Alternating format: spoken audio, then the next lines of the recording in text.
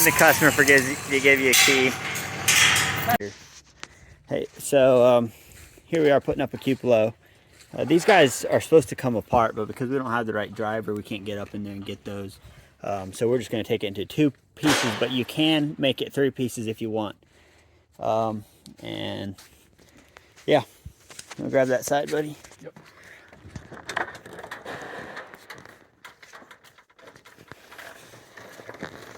Hold on. Just pick it up above your head once. Let me see if I can get under it.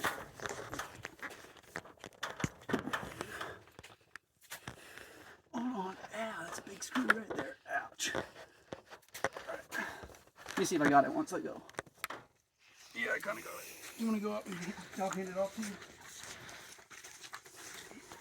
The screws on my roof.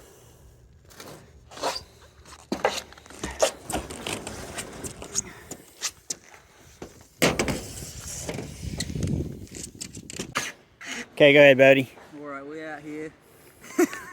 I'm kidding. We're installing a cupola out here, and we're going to show you how not to do this, okay? Alright. So we've already found the center by just counting the sheets. We have 20 sheets on this building. We were actually really exact. We brought a metal tape up and pulled from either side. Okay, well, however we did it, we're in the center. We're going to go ahead and go on top of a rib, hopefully. It's always nice if you can hit wood, just to make sure that your cupola is solid. I mean, I don't know how you, otherwise how you're going to tie it in where it's not going to move. After you pop in your first screw and you knew it was somewhat level, go ahead and take your, your iPhone level. Those other trash, Stabilo, Stanley, that's garbage. Yeah. You need to get your eye handy right here. Keep it in your pocket. We're going to just check and see how level that is. Looks like it needs to go down on that side. We'll pop a screw in over there and see what we got.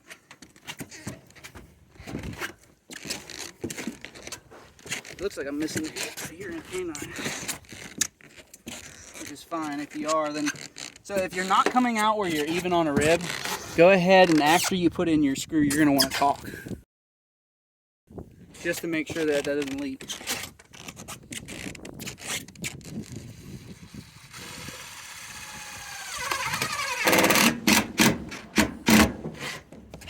That hit wood, nice and solid. Get the eye level out.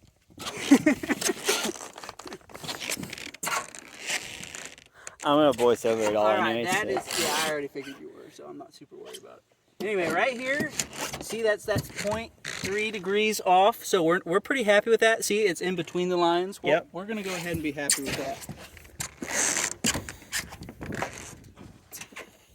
Alright, we got, right here, it looks like it needs to come this way a little bit.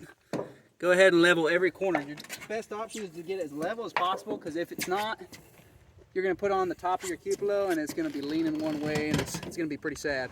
You're going to get down there and it's the leaning tower of whatever it is that you built. Pizza. Yeah. So we got another screw over here to put in. Pull it down a little bit. Well, guys, Buddy and I, we sure had fun here putting this guy on, but my videoing was a little sad.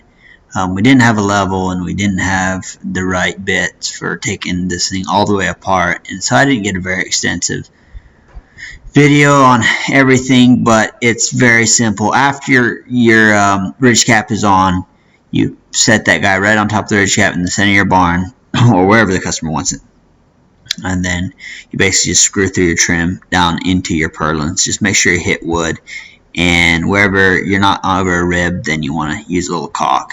You'll see in this next photo here. And yeah, it looked awesome when we were done.